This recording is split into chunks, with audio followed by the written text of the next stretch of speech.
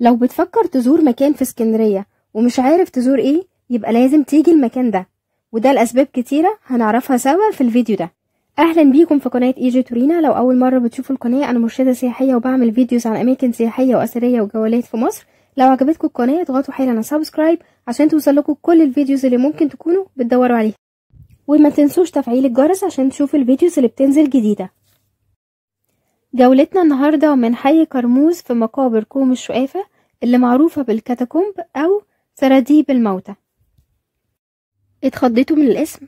أول حاجة كده، المكان هنا مفهوش حاجة مخيفة، لكن أنا بعمل لكم عرض تشويقي علشان تقرروا ان انتوا تيجوا المكان هنا وتستمتعوا بيه. قدامنا هنا مدخل المقبرة، بيتكون من أول بير. البير الأولاني ده عبارة عن شفت كده عميق، ده كان بيستخدم علشان ينزلوا منه المتوفي من خلال استخدام الحبال، وكان بينزلوه لحد تحت. دلوقتي هننزل تحت علشان نتفرج على كل الكاتاكومب. واحنا نازلين بنلاقي المبنى اخد شكل حلزوني، والسلالم اللي احنا نازلين عليها مصنوعة من الخشب.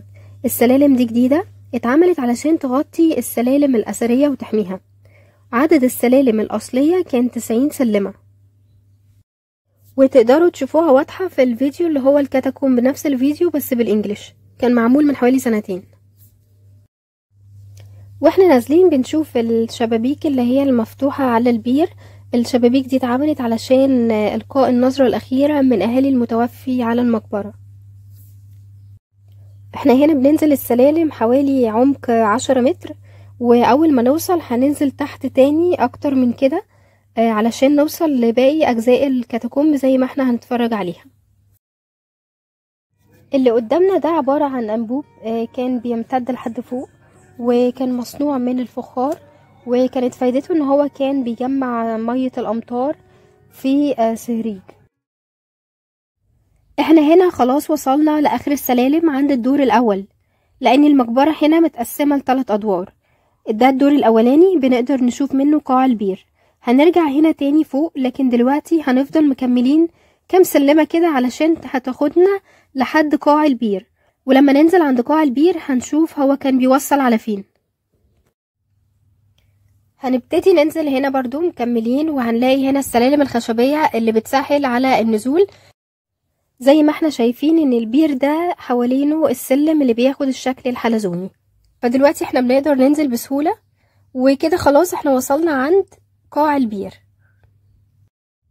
المقبرة دي بترجع للعصر الروماني من القرن الثاني، وما كانش شكلها كده زمان. هي كانت متغطية بأجمل أنواع البلاط الملكي أو مادة الألاباستر اللي كانت بتستخدم في المقابر الملكية.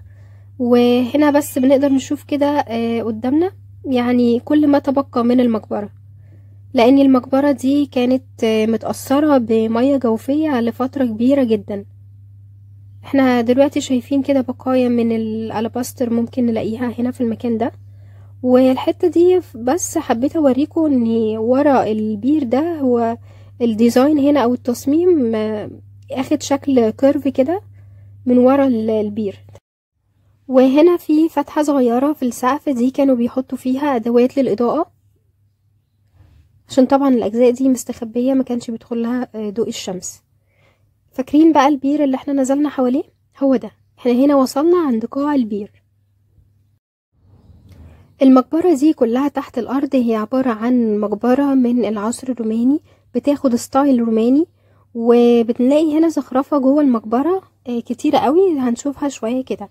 البير ده على عمق حوالي 10 متر، وهنا كانوا بينزلوا المتوفي من خلال الحبال لحد من فوق، من أول فوق لحد تحت، علشان بعد كده بيتنقل من النقطة دي لحد بعد كده بيفضل ماشي لحد الروتوندا أو غرفة تانية برضو بتبقى تحت الأرض.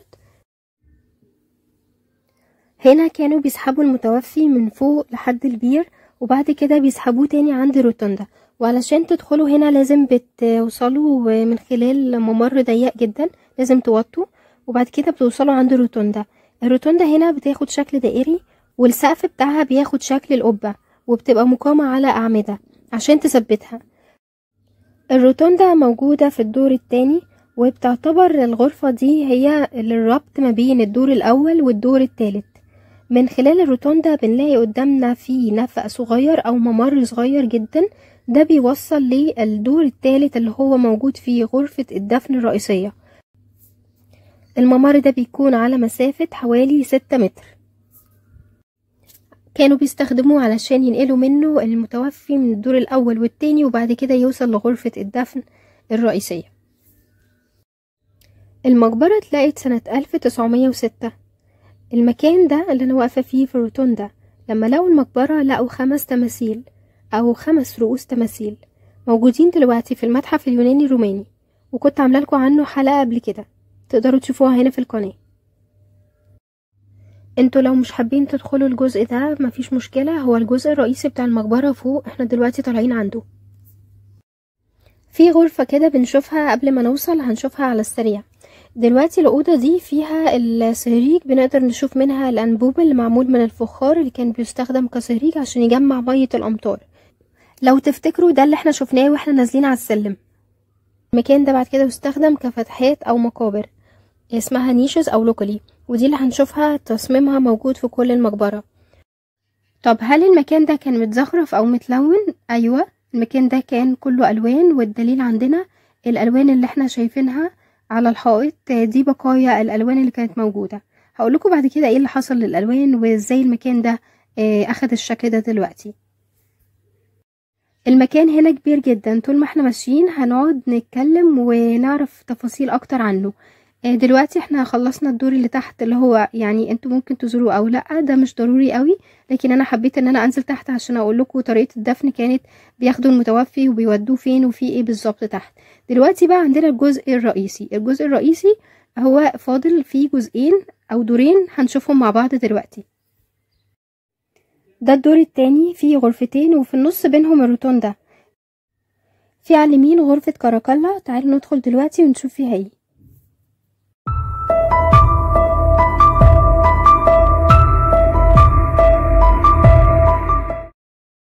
اول ما بندخل الغرفة غرفة كاراكالا بنلاقي التابوت ده، بنلاقي نصه مكسور وفوقيه في رسمة، هي رسمة التحنيط الشهيرة، بيتصور فيها الموميا مع عدد من الآلهة. هنا متصور إيزيس ونفتيس كرمز للحماية.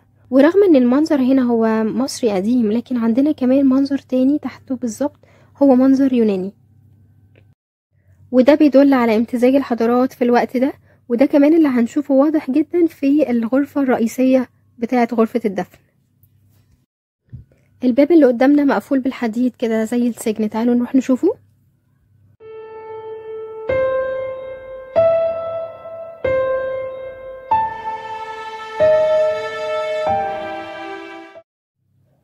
يا ترى الباب ده مقفول ليه؟ وليه محطوط عليه القفل ده؟ والقفل ده مصدي، يعني واضح ان هو مقفول من فترة طويلة.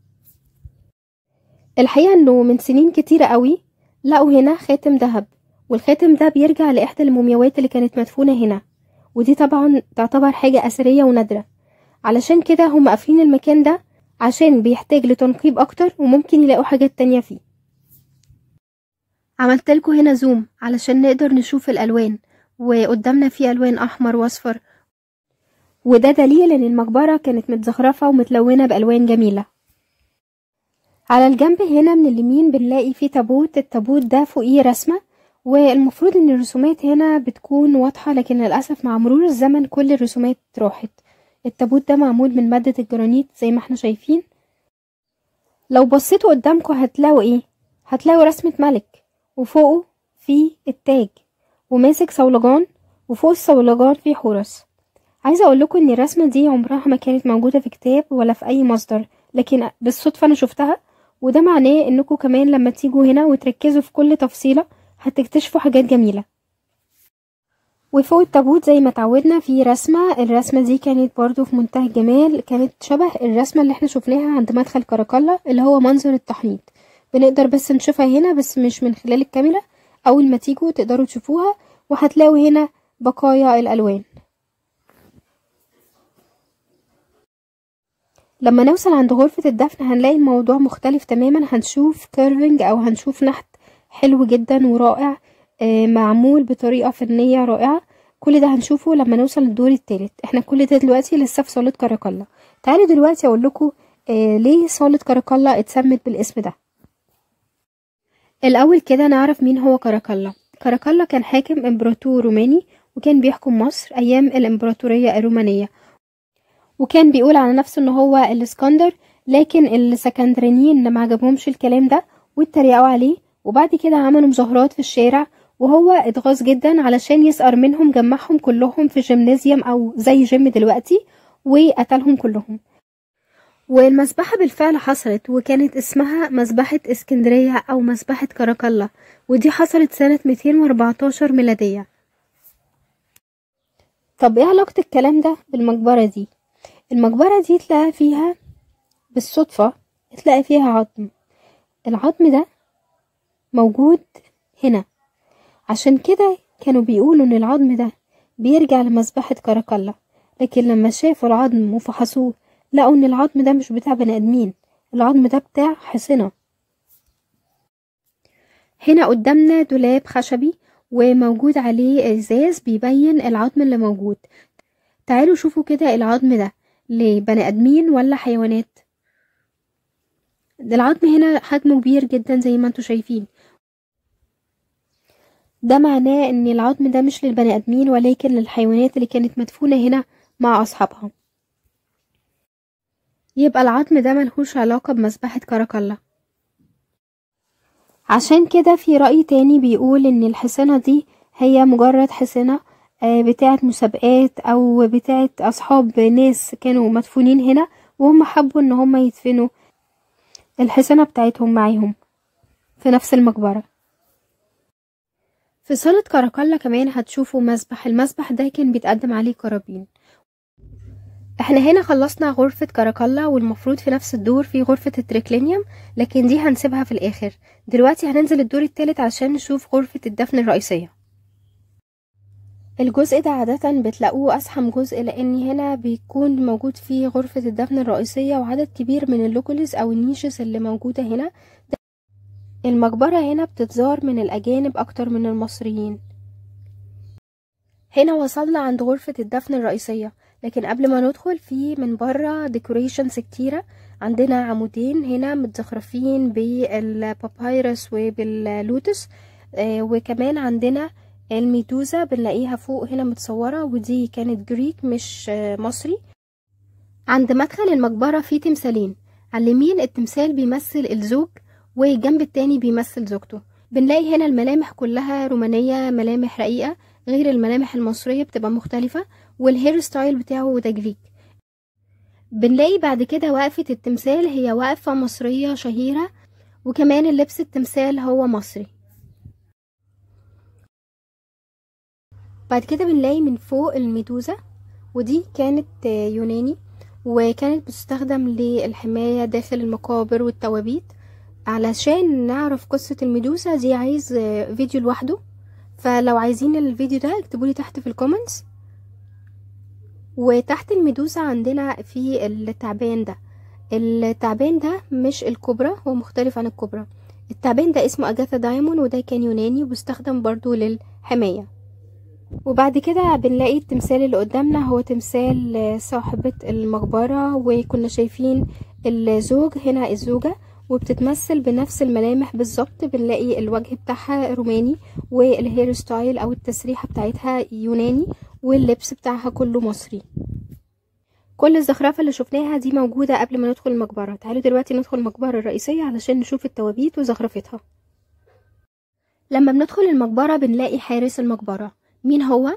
هو أنوبيس، هو إله التحنيط. لو عايزين فيديو عنه اكتبولي تحت في الكومنتس وهعمل لكم فيديو عن كل الآلهة المصرية القديمة. هنا كان بيستخدم للحماية كحارس للمقبرة.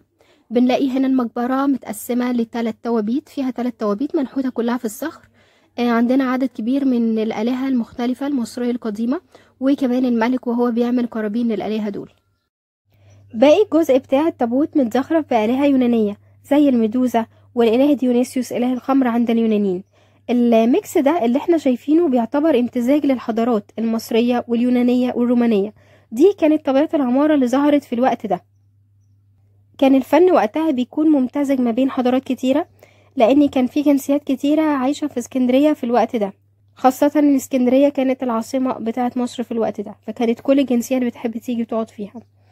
عندنا كمان اللي بيميز هنا المقبرة ان النحت اللي احنا شايفينه كله هنا بارز، نحت بارز مش نحت غائر. هو في نوعين من النحت البارز والغائر.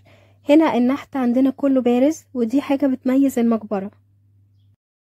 والفن كمان اللي في المقبرة هنا بيختلف عن الفن اللي احنا شفناه قبل كده في صالة كاراكلا، كان كله بينتينج بس، كان رسومات ملونة. لكن هنا النحت مختلف، بالإضافة ان المقبرة دي كمان من المقابر النادرة جدا اللي اتلاقت بالفن ده، خاصة في اسكندرية. وطبعا كانت كلها ملونة بألوان جميلة. وعندنا هنا بقايا الألوان. جسم التابوت هنا متزخرف برموز يونانية. اللي قدامنا دي طبعا عرفتوها، هي الميدوزا. وعندنا الناحية التانية الإله ديونيسيوس إله الخمر عند اليونانيين، وفي بينهم عناقيد العنب. المقبرة الرئيسية اللي احنا لسه شايفينها دي كانت مقبرة خاصة بعيلة أو أسرة ملكية، عشان كده كانت مليانة بالزخرفة، وكانت الغرفة الرئيسية بتاعتهم، علشان كده المقبرة اتبنت ليهم. ودي كانت عيلة ملكية عايشت في اسكندرية في القرن الثاني الميلادي. لكن بعد كده بنلاقي جزء تاني عبارة عن ممر كبير جدا، وفي رأي بيقول ان الجزء ده اتضاف بعد كده للمقبرة عشان يوسعوها، وعشان يضموا عدد كبير من مومياوات تانية ممكن يكونوا من أصحاب أو قرايب العيلة المالكة. الممر ده عبارة عن ممرات كتيرة داخلة جوه بعض، كل اللي موجود فيها عدد كبير جدا من الفتحات أو النيشز أو اللوكلي اللي استخدمت عشان يضعوا فيها البادي كله بتاع الموميا. واحيانا كل فتحة كانت بتستخدم لشخص او اكتر من شخص كمان. قصة اكتشاف المقبرة دي بدأت من وقت طويل قوي. كان في عدد كبير من الاركيولوجيست اللي هم علماء الاثار اللي حاولوا ان هم يلاقوا المقبرة دي. كانوا عارفين ان في مقبرة باسم الكاتاكومب، بس ما كانوش عارفين يحددوا مكانها. وفي يوم من الايام كان في عربية بحمار كانت ماشية هنا، وبعدين الحمار سقط من العربية الكارو اللي كان فيها. الحمار وقع هنا على أعمق نقطة في المقبرة، أعمق ليفل هنا حوالي 25 أو 30 متر تحت الأرض. والكلام ده حصل سنة 1906، ومن وقتها اكتشفوا المقبرة وابتدوا ان هم يهتموا بيها. لكن للأسف المقبرة دي زي ما احنا شايفينها هي تعتبر يعني أجزاء كتيرة منها متدمرة بسبب المياه الجوفية. كان في مشكلة مياه جوفية موجودة هنا فترة طويلة قوي، من فترة اكتشاف المقبرة لحد وقت 2017 كان في مشكلة، لكن المشكلة اتحلت في 2017. مشكلة المياه الجوفية أثرت على المومياوات، أثرت على الألوان وكل حاجة موجودة هنا. ومش بس المقبرة دي اللي كانت متأثرة بالمياه الجوفية، لكن المشكلة بتاعتها اتحلت في 2017. لكن في مقابر تانية متأثرة بالمياه الجوفية زي مقابر الأنفوشي، تقدروا تشوفوها هنا في القناة. والمقابر دي مميزة جدا وفيها رسومات حلوة قوي تقدروا تشوفوها. في جزء كبير منها متدمر بسبب المياه الجوفية، لكن في جزء تاني مفتوح وتقدروا تشوفوه. وفي كمان عدد كبير جدا من المقابر اليونانية في اسكندرية زي الأنفوشي، زي مصطفى كامل، زي الشاطبي. الشاطبي هعمل لكم عنها حلقة قريب لأن الترميم بتاعها خلص. في دلوقتي حاليا مصطفى كامل لسه بتترمم، فلما تخلص برضه هعمل لكم عنها حلقة. أهم حاجة تفعلوا الجرس عشان يوصل لكم كل الجديد. والحقيقة مش بس مشكلة المياه الجوفية هي اللي أثرت على المقبرة هنا، لكن في مشكلة تانية بالنسبة للمومياوات. المومياوات هنا كلها مش موجودة، وهنا في الغالب ان المومياوات دي تعرضت للسرقات والنهب من لصوص المقابر في فترات مختلفة. والدليل انه بالرغم من عدد كبير جدا من النيشز او عدد كبير قوي من الساركوفاجس التوابيت دي كلها، لكن كلها فاضية مفيهاش ولا موميا واحدة. ده دليل ان هي كلها تعرضت للسرقة، وكمان لما جت المياه الجوفية اثرت عليها بالسلب. طب يا ترى ايه اللي بيخلي المومياوات دي تتسرق؟ المومياوات دي زي ما احنا عارفين ان هي كانت زمان بايام المصريين القدماء او ايام اليونانيين لما جم والرومان، واتأثروا كتير بالحضارة المصرية، فكانوا بيحبوا يحتفظوا بكل مجوهراتهم. كل الاكسسوارز اللي بيستعملوها في اثناء حياتهم كانوا بيحبوا يحتفظوا بيها جوه المقبرة، عشان كده المقابر كانت بمثابة بيت، وخاصة عند الملوك الفراعنة كانت بيعتبروها ان هي البيت او المكان الاخير اللي هيبعث منه مرة تانية في العالم الاخر. عشان لما بيبعث في العالم الاخر كان بيبعث معاه كل الحاجات اللي هو كان بيستخدمها. عشان كده كان في كتير من المومياوات بتندفن مع المجوهرات والاكسسوارز والحاجات الشخصية بتاعتهم. عشان كده لصوص المقابر دايما بينقبوا على المقابر الفرعونية او المقابر القديمة، لان دي بتكون محط اطماع ليهم. رجعنا تاني للدور التاني، كان فاضل غرفة لسه مزرناهاش، فاكرينها؟ هي غرفة التريكلينيوم. هي بتتسمى بغرفة المأدبة او غرفة الغدا. هنا كانت العيلة بتاعة المتوفي بتتجمع هنا في المناسبات، وكانوا بيجيبوا معاهم فخار وكانوا بيحطوا فيه الاكل بتاعهم. بعد ما بيخلصوا الاكل كانوا بيكسروا الفخار ده، وده كان طقس مشهور جدا علشان يبعدوا الارواح الشريرة عن المكان ده. وهنا تلقى عدد كبير من الفخار ده، عشان كده المقبرة بتتسمى بكوم الشقيفة. دي تكون نهاية الفيديو عن الكاتاكومب. انا حاولت ان انا اوضح لكم كل حاجة هنا في المقبرة بالتفصيل. هو الفيديو طول شوية لكن المكان هنا كان يستاهل، والمكان ده بيعتبر في الوقت الحالي زي عجائب الدنيا السبع القديمة. وطبعا ما تنسوش ان اسكندرية كانت مشهورة بالفنار او منارة اسكندرية. هتلاقوا الفيديو بتاعنا هنا في القناة. ولو انتوا عايزين تعرفوا اي حاجة بالتفصيل اللي اتكلمنا عنها في الفيديو، زي الميدوزا، زي التحنيط، زي الآلهة القديمة او اي حاجة، اكتبولي تحت في الكومنتس وانا هعمل لكم فيديو عنها. واحب ان اشوف مشاركتكم ورأيكم تحت الفيديو، لان رأيكم بيهمني. هتلاقوا هنا نفس الفيديو بالانجليش موجود في اول كومنت. وما تنسوش تدعيم الفيديو باللايك الجميلة بتاعتكم والشير، واللي لسه مشتركش يعمل اشتراك ويفعل الجرس. وانتظروا ان شاء الله حلقات تانية كتيرة عن اماكن سياحية حلوة في مصر. شكرا لمتابعتكم.